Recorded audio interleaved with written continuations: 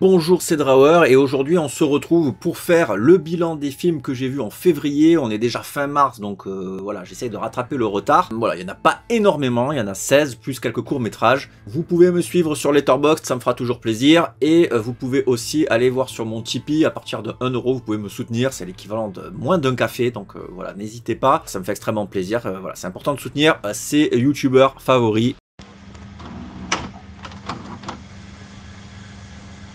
On commence tout de suite avec le premier film que j'ai vu au mois de février. Alors j'adore le nom en VO, For a Fistful of Fries, pour une poignée de frites. En fait le film c'est Poulet frites, c'est un film documentaire qui reprend des épisodes de striptease de l'époque. Donc j'ai fait une vidéo complète sur striptease, si vous connaissez pas cette émission, vous manquez un truc de fou.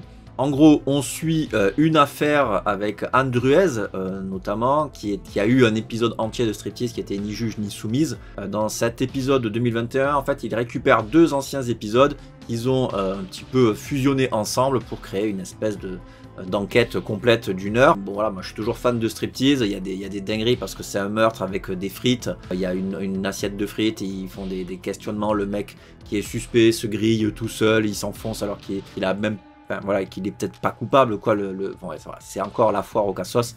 L'enquête de police piétine de ouf sur le commissariat belge.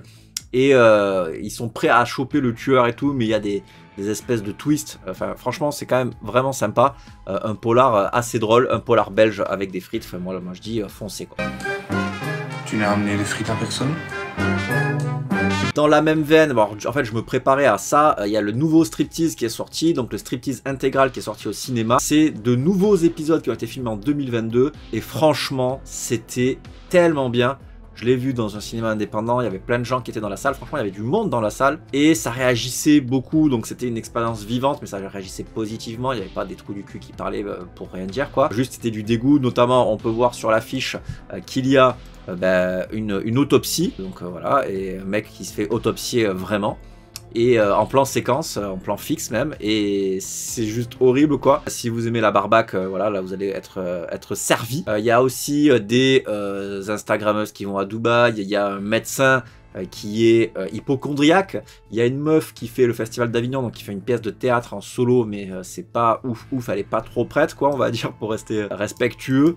Et il y a encore une histoire avec une nana qui utilise du PQ recyclé, qui est un peu bobo et tout, c'est assez marrant, et Kato surtout. Franchement, c'est trop bien, c'est vraiment trop bien, moi je me suis régalé. Même si vous n'êtes pas fan de striptease, franchement celui-là, c'est un retour en force. J'espère qu'ils vont en faire chaque année, ou au moins tous les 2-3 ans, parce que c'est vraiment trop bon quoi. Tant qu'on a Jean Libon qui est un des fondateurs de striptease, avec Marco Lamèche, voilà, c'est trop bien quoi. Ah, attends, vous pouvez traduire, ça c'est un truc que j'ai envie de faire, c'est traduire directement les trucs de Letterboxd, mais j'y arrive pas toujours. On est refait, on n'est pas simple. Il y a une descente de chameau. Les gars It's out of my control. It's dead. It's dead. Donc c'est trop cool. J'ai vu Starving Generation, donc c'est les affamés, avec Louane. Alors faut savoir que quand il y a ma mère qui vient à la maison, elle vient à peu près une fois par mois, une fois tous les 2 mois quoi, on mate un film en français ensemble, j'aime bien regarder un film avec ma mère. Mais elle aime pas les sous-titres, j'en ai déjà parlé dans une autre vidéo, bref. Et donc on a lancé ce truc là. J'aime bien Louane, elle joue pas ouf, mais le film, tellement nul. Souvent quand tu choisis un film sur Netflix, c'est pas bien. Et celui-là confirme un petit peu ce que je craignais. Et en plus j'avais proposé de voir un billet avec mes parents, ils m'ont dit non. J'avais proposé, enfin avec ma mère, avec ma copine, ou de voir Parasite, mais elle voulait pas les sous-titres. Donc c'est à dire que j'avais le choix entre un billet et un Parasite, et j'ai regardé cette grosse merde. Il y a rien qui va dans ce film, il y a rien qui va. En gros c'est quoi? C'est en gros ils essayent de mettre en avant un peu les jeunes. Voilà, les jeunes en font ne sont pas assez valorisés. C'est ça un peu le thème. Grand.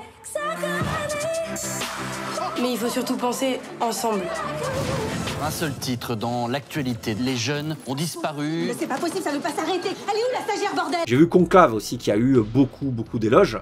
C'est très bien, c'est une espèce d'enquête au milieu de prêtres. Voilà, pour l'élection du nouveau pape. Donc ils font des dépouillements et tout. Bon, le problème c'est que c'est très redondant, il y a beaucoup de dépouillements. J'ai trouvé ça bien, mais j'ai pas trouvé ça extraordinaire. Mais je vous le conseille quand même parce que c'est quand même assez solide et on voit pas le temps passer. Certitude.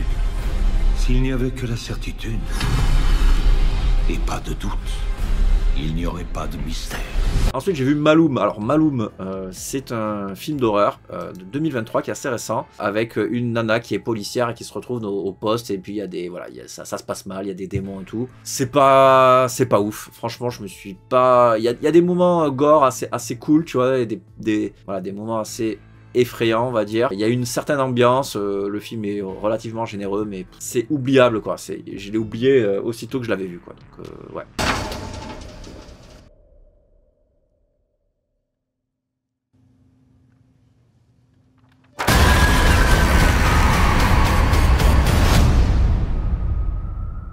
Ensuite, j'ai vu Bertrand Blier, l'iconoclaste impénitent, parce que depuis la mort de Bertrand Blier, j'avais envie de revoir un petit peu des interviews de lui. Donc ça, c'est un documentaire. Alors, c'est réalisé par qui, ça?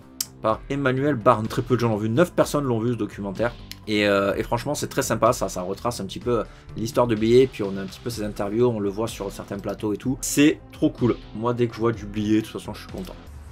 Combien de fois j'ai lu dans la presse Blier n'a plus la forme. Blier largué. Ah oui, elle dit ça souvent. Ensuite, j'ai vu Night Beach. Je trouve que le titre ne fonctionne pas bien, et l'affiche non plus. Je sais pas, il y a quelque chose qui me dérange. C'est pas un film d'horreur, c'est une nana, Amy Adams, c'est ça, qui est assez méconnaissable. Voilà, d'habitude, c'est quand même une icône de beauté et tout. Là, elle joue une maman, donc un peu au bout de sa vie, qui arrive pas à trop élever son fils. Une maman célibataire. Elle est séparée de son mari, qui est une merde, quoi. Et en gros, elle va sentir qu'elle se transforme en chien. Voilà, petit à petit, il y a ce côté fantastique. Voilà, est-ce une image, est-ce qu'elle le rêve et tout. Bon, je ne vais pas vous le dévoiler. Il y a des moments sympas dans le film, franchement. Je trouve que voilà, Amy Adams, en fait, est formidable. Elle porte le film à bout de bras. Et le fait de la voir vulnérable comme ça, c'est assez rafraîchissant. Ça montre aussi que le métier de maman, notamment de maman célibataire, c'est quelque chose de très compliqué. Et que la charge mentale est énorme.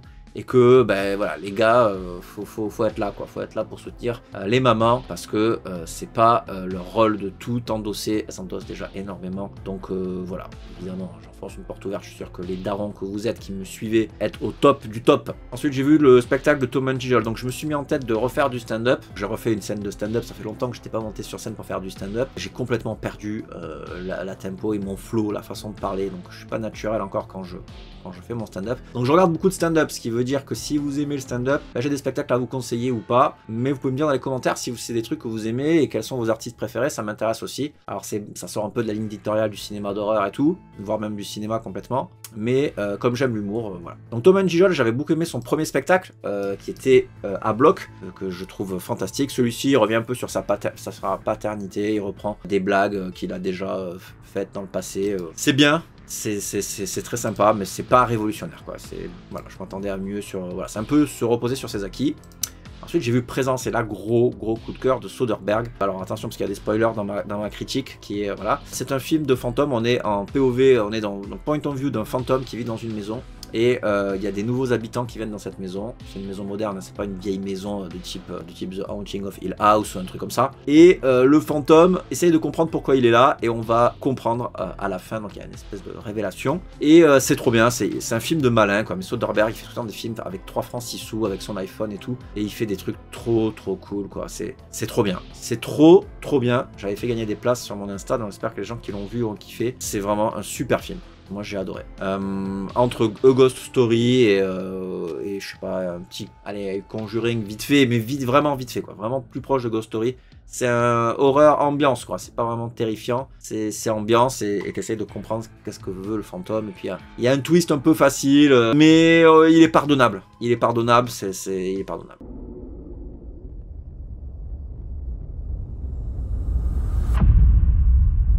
Ensuite j'ai vu, ça aussi c'est très cool, c'est un espèce de film d'horreur à concept un peu SF. En gros, ils se retrouvent entre amis. Non maman, non. Alors mon téléphone sonne sur ma baffle en Bluetooth, c'est un enfer. Désolé pour ça. C'est un film à concept dans lequel ils se retrouvent entre amis avant un mariage, ou je sais plus. Et en gros, il y a un gars qui arrive avec une boîte, et l'idée c'est que tu peux relier la boîte aux gens au niveau des tempes, et on peut échanger les corps. C'est-à-dire que mon esprit va aller dans le corps d'un autre, et en gros, un moment, il y en a un qui meurt, et donc ça veut dire qu'il y a un corps qui disparaît, donc il se retrouve bloqué dans les corps des autres. C'est hyper intéressant. Franchement, le film est très bien réalisé, il y a beaucoup d'effets, de montage, la photo est super belle. Il y a un rythme assez fou. Parfois, c'est un peu téléphoné, mais franchement, j'ai beaucoup aimé. Et en plus, les acteurs sont top, quoi. Donc, je recommande celui-là, assez fun. Franchement, je vous montre l'affiche en gros. Voilà, c'est très très fun. Spécialement connu. Si elle me dit quelque chose, elle est... me dit quelque chose, mais bon, je sais plus. Trippy.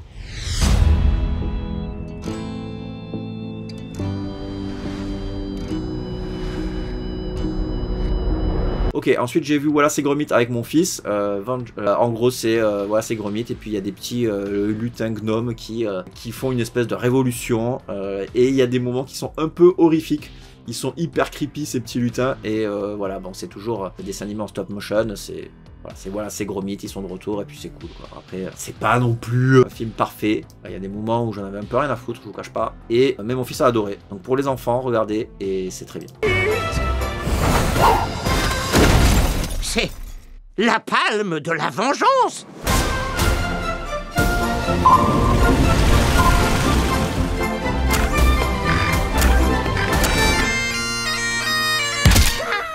J'ai vu Night of the Demons.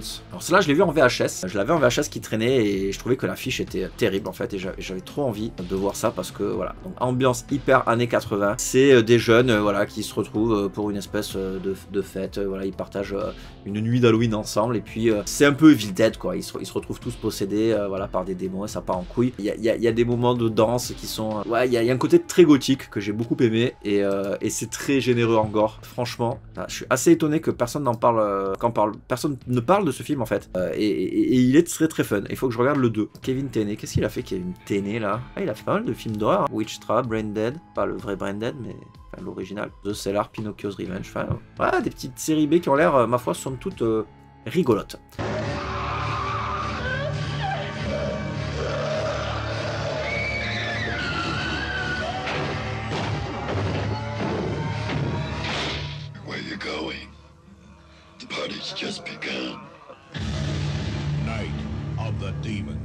Ensuite j'ai vu Dogs, là que ça c'est pareil, c'est une VHS que j'avais, c'était les chiens attaquent je crois. C'est pas fou, c'était pas fou. En gros voilà, c'est des chiens qui attaquent la ville, qui attaquent les gens et ils essayent de faire quelque chose. La fin est rigolote, je vous dis pas la fin mais je trouvais que la fin était rigolote. It happened once, it could happen again. It could happen where you live. Will you be ready for Dogs? Ensuite j'ai vu Sing Thriller, alors ça c'est juste un petit clip qui dure 15 minutes je crois, ou 15-20 minutes, où en fait ils prennent les animaux de je sais plus quel dessin animé, et ils refont le clip de Thriller, et franchement c'est très très sympa, ça dure même 11 minutes, c'est sur Netflix, voilà, regardez-le si vous aimez Michael Jackson et que vous avez un gosse, ça reprend un petit peu les codes sans pour autant montrer le clip de Michael Jackson, terrifiant pour moi, réalisé par John Landis d'ailleurs je crois. Ensuite j'ai vu The Wait, alors The Wait perd son enfant suite à un problème de chasse et il se retrouve dans une espèce d'engrenage. C'est ok, mais c'est un peu tiré par les cheveux, notamment sur la fin. Ça reste sympa. Je trouve que, voilà, je crois que c'est cinéma espagnol. Gutiérrez, en même temps, ça fait très hispanique. Ouais, j'ai passé un moment, mais pas mémorable parce que je me rappelle plus trop des trucs. Ouais, je sais que c'est un truc qui se passe un peu dans une espèce de ferme espagnole. Et, mais il y a des trucs qui sont un peu over the top, notamment avec sa bague. Là, il perd sa bague de mariage, il va la chercher dans la bouille, il retrouve des trucs. Enfin, bon. C'est un espèce de film d'horreur qui dévoile à chaque fois des nouveaux morceaux dans l'intrigue. Et donc, du coup, ouais, c'est assez prenant. Allez, c'est ok. Yo no tengo culpa.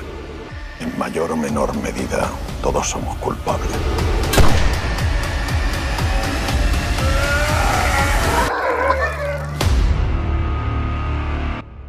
Ensuite, j'ai vu Evil Dead Trap. Alors, là, je l'ai vu avec les copains. On se fait des soirées films. Alors, il est sympa, mais il y a des longueurs. Il est dispo sur les plateformes d'horreur. Il y a le 2 aussi qui est dispo. Faudrait que je vois le 2. Il paraît que le 2 est un peu plus poussé. Il y a des trucs gore qui sont... voilà, bon, c'est mieux Evil Dead. Je pense que ça surfe un petit peu sur la mouvance d'Evil Dead. Mais voilà, c'est un peu le Evil Dead Jap. Je sais pas s'il est Jap ou coréen, peu importe. Je crois qu'il est Jap. Et ouais, voilà. Donc ça vaut le coup d'œil. Il y a des trucs intéressants.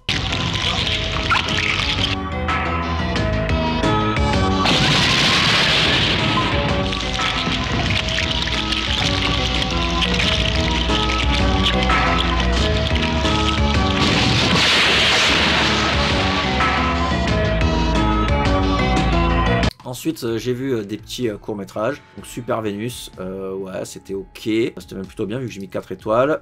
Pizza Panic Party, ça c'est très marrant. C'était très marrant. Il est hyper bien foutu celui-là. En termes d'effets spéciaux et d'effets gore, je sais pas qui c'est qui l'a fait, mais très cool. J'ai vu Horoscope, je me rappelle même plus. Sucker, ouais, donc là c'est une meuf qui se fait aspirer les cheveux dans la douche, si je me rappelle. Ouais, les cheveux plus le siphon, c'est vrai que c'est horreur infinie pour moi. Donc là c'est un truc hyper épileptique, très dur à regarder, mais ça tu regardes ça sous Exta, bon c'est du Gaspard Noé, tu pars sur Mars quoi. Et Part Forever, waouh, oui là il y a une scène incroyable de deuil et de peigne, un peigne dans la schneck là, pam, de viol au peigne, très graphique. Et Pulsion, cinématique de jeux vidéo, ouais ça c'est pas mal ça. Ça fait très cinématique de jeux vidéo pour le coup, c'est vrai, mais c'était bien. J'ai bien aimé celui-là.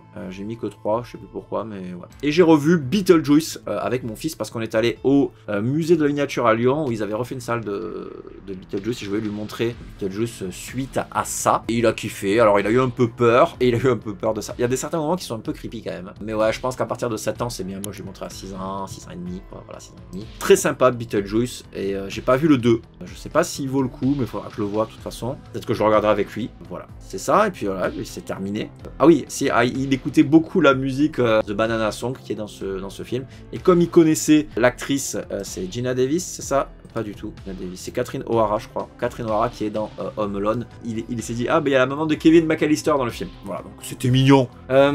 Cette vidéo est terminée. J'espère qu'elle vous aura plu. Voilà, ça vous fait quelques idées de films à voir. Je vous ferai le retour sur Mars en avril. Là, du coup, on va se passer un petit mois tranquille sans les reviews Letterboxd. N'hésitez pas à me dire dans les commentaires quels sont les formats que vous aimez le plus. Et comme ça, je vous ferai un petit peu plaisir. Quelque part aussi, c'est un petit peu le but. Si vous avez aimé cette vidéo, dites-moi eh oh, eh oh. Et puis on se retrouve pour une prochaine vidéo. N'oublie pas de t'abonner, de liker. Bisous.